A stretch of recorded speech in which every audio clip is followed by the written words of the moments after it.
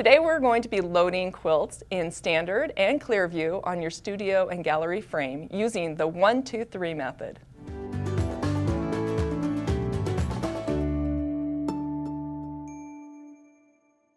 Welcome to Handi Quilter Watch and Learn. I'm Kristina Whitney and I'm Kim Sandberg. And we're going to show you some different ways to load your quilt top today. So right now we are on a Studio 3 frame. Correct. And we are going to show you how to, first of all, load in Standard View. Yep. Okay. And this is Standard View for studio and gallery frames, all of the different numbers, 1, 2, 3, original, everything. Correct. So first thing we do is we need to grab our backing, have your backing prepared, pressed out, ready to go, and you want to mark the center. So Kristina, do you want to grab me the scissors over there? And I'm going to show you guys the way that I like to mark where the center of my backs are. Because I know I'm going to be trimming that backing away, I will just go right here and just make a little snip right in the center part of that quilt. Backing. I don't do this on the quilt top, but just on the quilt backing. One other thing to pay attention to is if you have any seams on your quilt back. So let's talk about this really quick, Kristina. Let's flip this over this way. We want to make sure that if you have seams on your quilt back, other way. Let's flip it over the other way. All right, we want to show you that if you have seams on your quilt backing, the best way to do it is so that they are parallel with the poles. You may occasionally end up with a seam that is vertical to the poles, and you just want to make sure that that is shorter or not necessarily running the entire length of the quilt. Sometimes you have to do that, but usually if you can avoid that, we recommend that you do. Okay, so step number 1 is to attach the backing to the first pole, the pole that is closest to us, right? Okay. Okay, so I already have the center marked on my leader. I've just taken a Sharpie marker and just made a little mark there. There's a lot of different ways to mark that. And then what we're going to do is line up the edge of the quilt back even with the edge of the batting.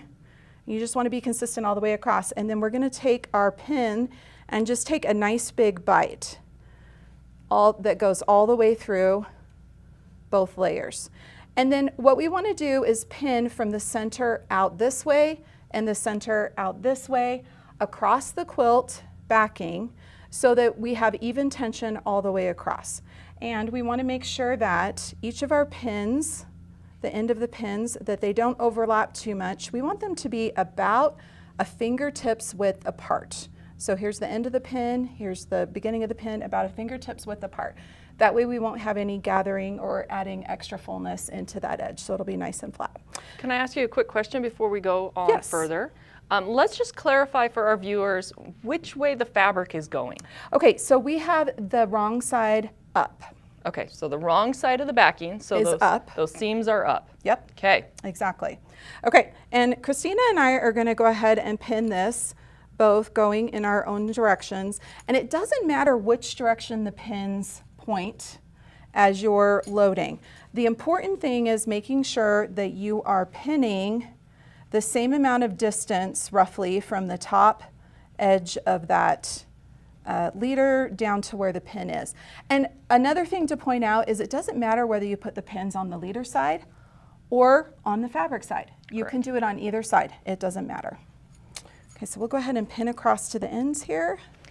And generally you have one person doing this because we pin differently, but you know, when we do it on film, sometimes we cheat. Yeah, teamwork makes the dream work, right? Okay, so we're just gonna pin across here.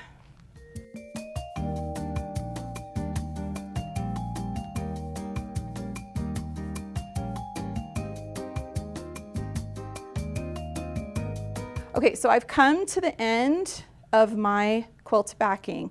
And this last pin, I want to make sure all of my other pins are pointing in this direction.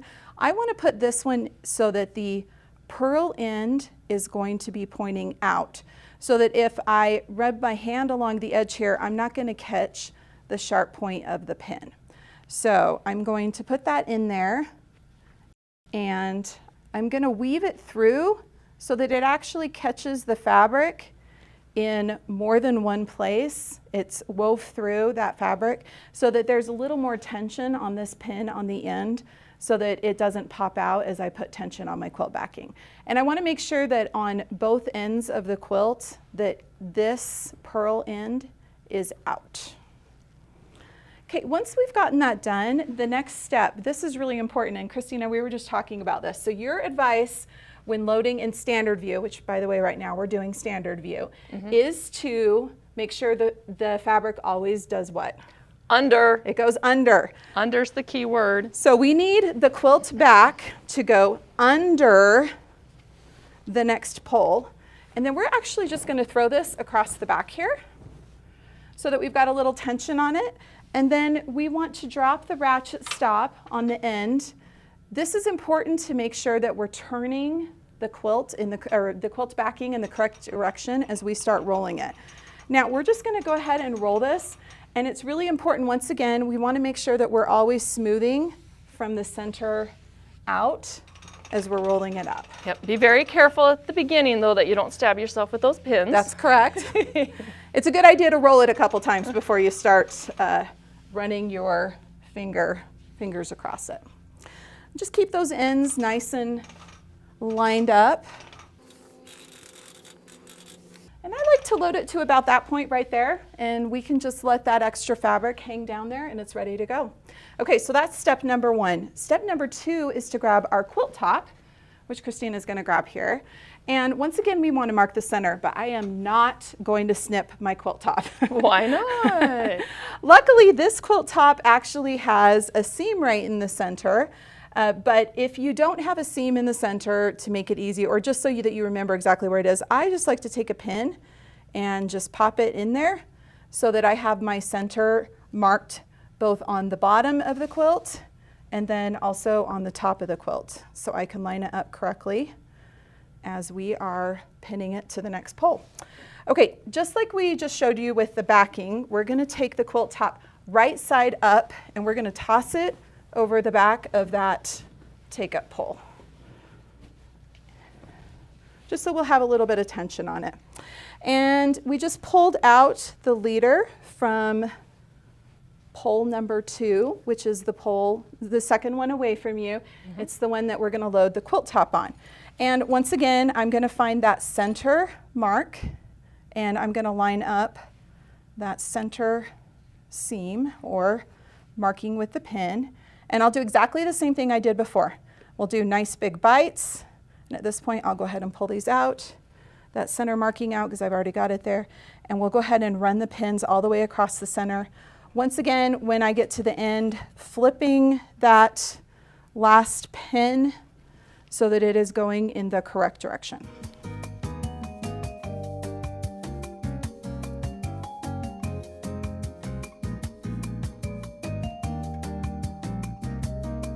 So once again, here on the end, I'm going to weave in that last pin, making sure I turn that purl side out so I won't catch it on my fingers or the side of my hand when I'm rolling that quilt up.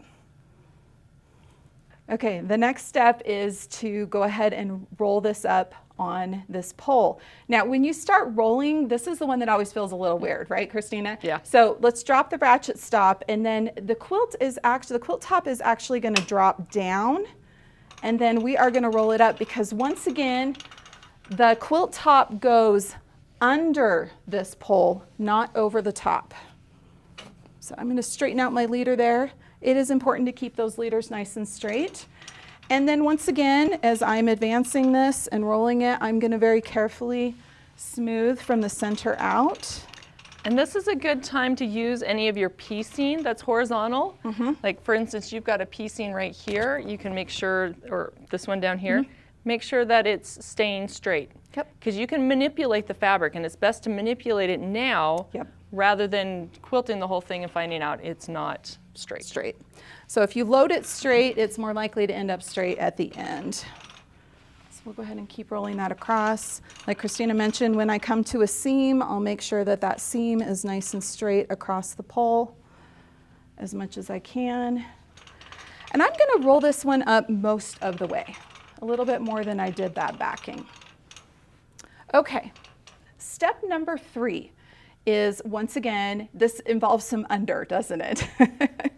So first of all, my quilt backing, what we're going to do is take our quilt backing and attach it to the take-up leader. Okay. Now, we've got to make sure that this quilt back is under the quilt top pole, and we need to make sure that this take-up leader is under the idle pole. We do not want it coming like this straight through. Your quilt's going to be at a weird angle and you won't be able to stitch. Yep. So it's got to go under the take-up pole.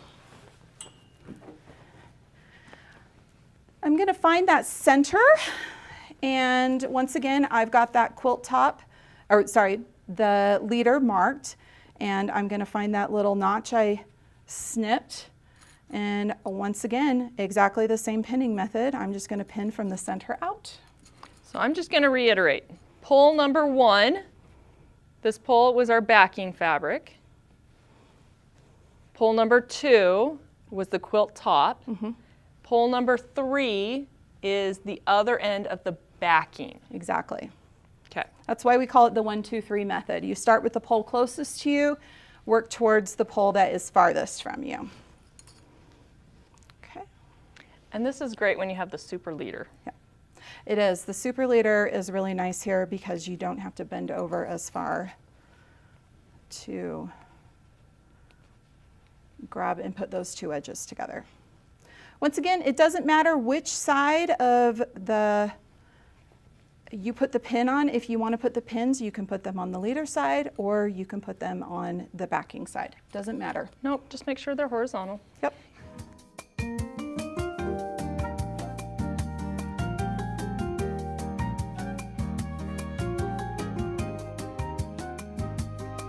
Just a reminder, once again, as I get to the end here of my quilt back, I'm going to turn this pin so that this purl is facing out. Now remember, like at the other end, because we were pinning all of these ones in this direction, because Kristina and I are both right-handed, so it's easier for us to do that. She doesn't actually need to turn her pin because she's already got that purl end out. But make sure you take those few extra bites with that pin so that it is nice and secure. All right, now I always feel like this is when the frame is really truly loaded. So at this point we want to go ahead and drop the ratchet stop on the take-up pole, and then we can go ahead and use that hand wheel and go ahead and start advancing that quilt back up there. And once again, you want to make sure that your leader stays nice and smooth. Once again, smoothing from the center out so nothing shifts or goes in a different direction. Once you've got your backing so that you've got some distance here, and remember, if you're shorter and it's easier for you, you don't have to go this far out. You can actually have that end a little closer to you. It doesn't matter exactly where that backing ends up there. You can always undo that ratchet stop and you can pull it a little bit closer to you so it'll be easier for you to reach the top of the quilt to put that plumb line in. Okay, next we're going to tighten up the quilt back, and I'm not going to do it really tight. I still want a little bit of dip in it because the next step is putting the batting in. Now, the best part about the studio and gallery frames is they have the pole cradles, and this is where pole cradles come in super handy. So we're just going to pop the pole that has the quilt top up into the pole cradles. Right, we're just going to lift the pole up and pop it right there into the pole cradles. All right, once you've got the pole up here in the pole cradles, we're just going to slip that batting right in, and we want to make sure that we pull it all the way up to the edge of that fabric, but we want to make sure that it does not extend over the pins here. We don't want to risk accidentally stitching over that. Once we've got that smoothed out, I can just gently take the quilt top and I'm going to line it up about 1 inch down from the edge of that batting all the way across. And then we'll just gently set that pole back down in the notch where it belongs. And at this point, we want to go ahead and do a plumb line and baste down our sides.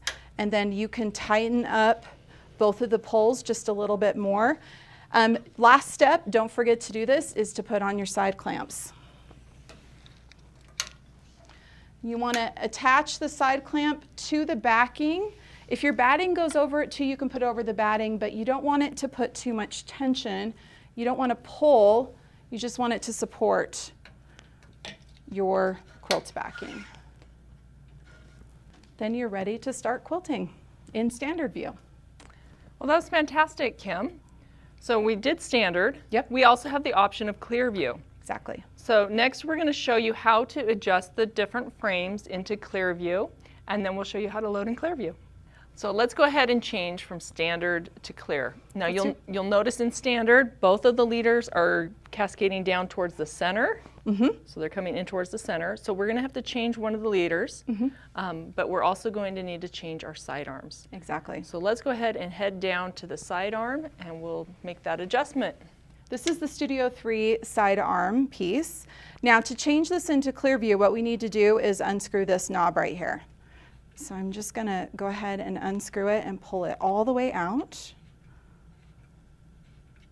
And you can do one side and then do the other side. And then what it does is it just drops down until you can see it line up with the hole that is right there.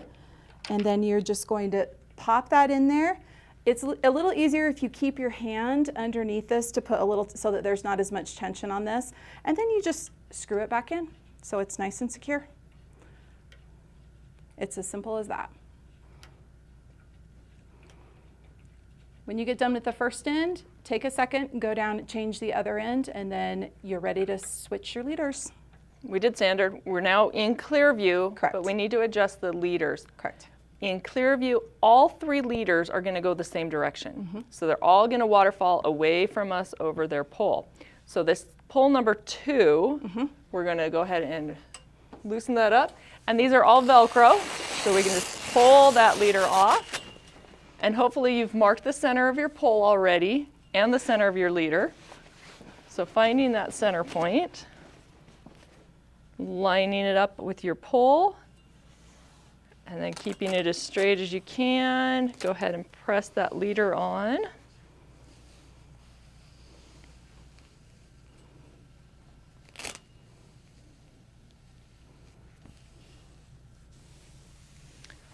Excellent. Okay, so all of our leaders are going in the right direction now. Yep. Okay, so we are going to, I'm just going to roll this up a little bit just so we can get to the edge of it. We're ready to load in Clearview. So again, we're going to do 1, 2, 3. Yep. This time we're going to start with the pole again. That's closest to us as our number 1 pole. But here's where it gets flipped. Yeah. This pole is now going to be for our quilt top. Right. So I'm going to grab our quilt top, finding the center. We've already got it marked on this one. I like to throw it over the back pole.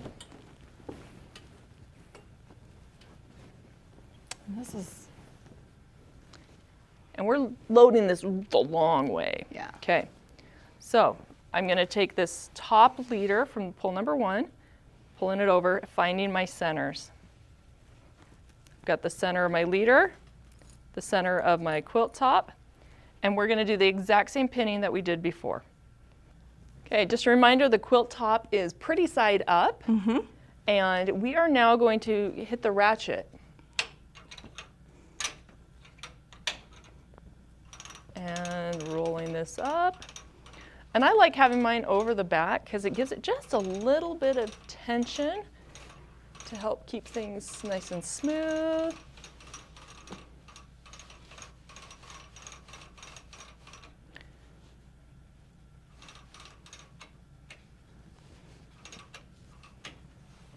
Okay, so pole number 1, awesome. Now let's move on to pole number 2.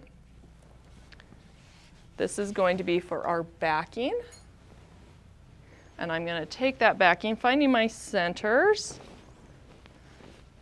and I'm going to throw it over the back.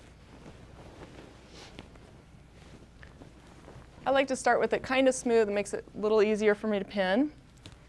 And then again, backing, pretty side is down. I'm going to find the center of my backing, the center of my leader, line those up. I'm going to put one little pin in there, and then I'm going to adjust my backing just real quick here so it's nice and smooth. Okay, now we're ready to pin.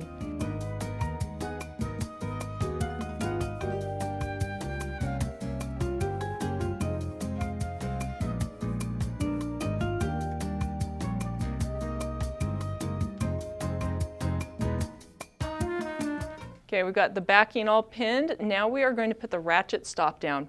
And you'll notice that we're going to use a different ratchet stop than we did in standard view. So this one has two different options. So let's go ahead and put that ratchet stop down.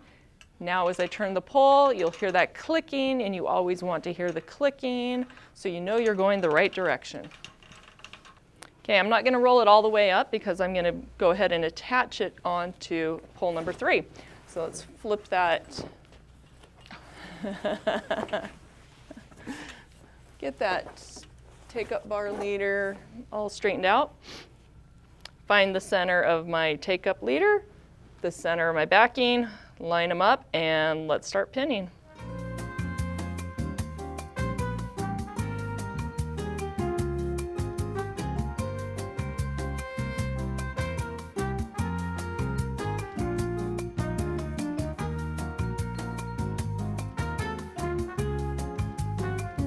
Ratchets down, we've tightened it up a little bit. We're going to go ahead and tighten it just a little bit more. And you can tighten the back as well if you prefer. Okay, so it's not super tight, not super loose. Now we're going to take our batting and lay it out. Again, making sure that you do not cover up your pins. Get it nice and smooth. And then I'm going to take this excess batting and kind of shove it down in between the poles.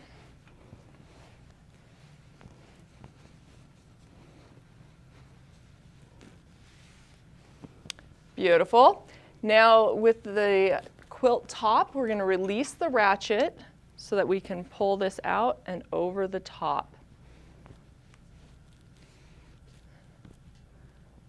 At this point, you would stitch your plumb line, stitch your horizontal lines basting down the sides, and side clamps as well.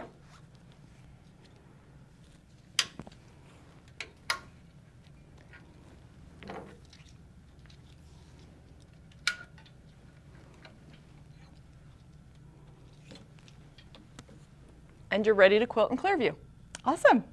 So that's the difference between standard and Clearview, again on the studio frames and the gallery frames. And using the 1, 2, 3 method. Exactly. If you count the batting, it's number 4, but you know, we'll call it the 1, 2, 3 method. So hopefully you were able to learn some stuff from that, and make sure you stay posted for some of our different pictures from Instagram. And if you want your pictures to show up, make sure you use the hashtag Handi Quilter and have fun quilting.